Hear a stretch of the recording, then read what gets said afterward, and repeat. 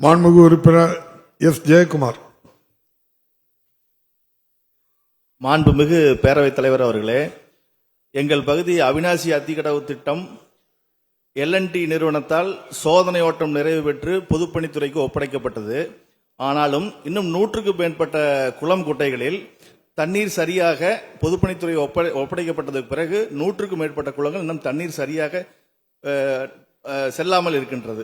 அதற்கு மாண்புமிகு அமைச்சர் அவர்கள் உரிய நடவடிக்கை எடுப்பார் என்பதை மாண்புமிகு பேரவைத் தலைவர் வாயிலாக கேட்டுக்கொள்கின்றேன். மாண்புமிகு அமைச்சர் அவர்கள் எந்தெந்த குளங்களுக்கு தண்ணீர் தருவது என்று முடிவெடுக்கப்பட்டதோ அந்த குளங்களுக்கு தண்ணீர் தான் தாகிவிட்டது.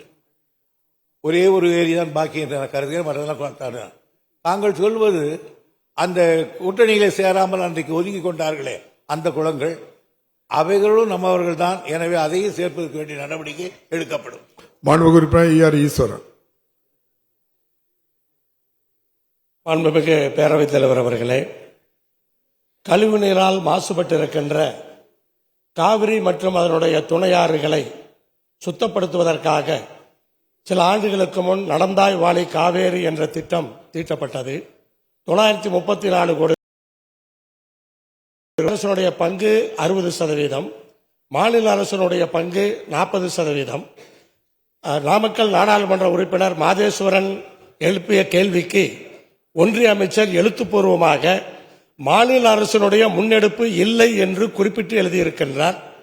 மாநில அரசினுடைய நிலையை அமைச்சர் அவர்கள் விளக்குவாரா என்பதை தங்கள் மூலமாக அறிய விரும்புகிறேன். மாண்புமிகு அமைச்சர் அவர்கள். மாண்புமிகு உறுப்பினர், இன்னொரு தடவை அந்த காவேரி ஆத்தை சுத்தப்படுத்துறதுக்கு மத்திய அரசும் மாநில அரசும் முயற்சி பண்ணி அது என்ன ஸ்டேஜ்னு கேட்காங்க. மாண்புமிகு அமைச்சர் அவர்கள் கரெக்டா சொல்லிடுறேன். காவேரி மற்றும் அவருடைய துணையாறுகளை சுத்தப்படுத்துவதற்கு நடந்தாய் வாழி காவேரி திட்டம் தீட்டப்பட்டது. 934 கோடி ரூபாயில் 60% ஒன்றிய அரசினுடைய பங்கு, 40% மாநில அரசினுடைய பங்கு. அதை நீங்களும் மானிய கோரிக்கையிலே தாங்கள் அறிவித்திருக்கின்றீர்கள். ஆனால் நாமக்கல் நாடாளுமன்ற உறுப்பினர் மாதேஸ்வரன் அவர்கள் ஒன்றிய அமைச்சருக்கு கேள்வி எழுப்பிய போது ஒன்றிய அமைச்சர் எழுத்துப்பூர்வமாக கொடுத்திருக்கின்றார். மாநில அரசு முன்னெடுப்பு இல்லை, ஒத்துழைப்பு இல்லை என்கிற விதத்திலே அவர் கடிதத்தை கொடுத்திருக்கிறார்.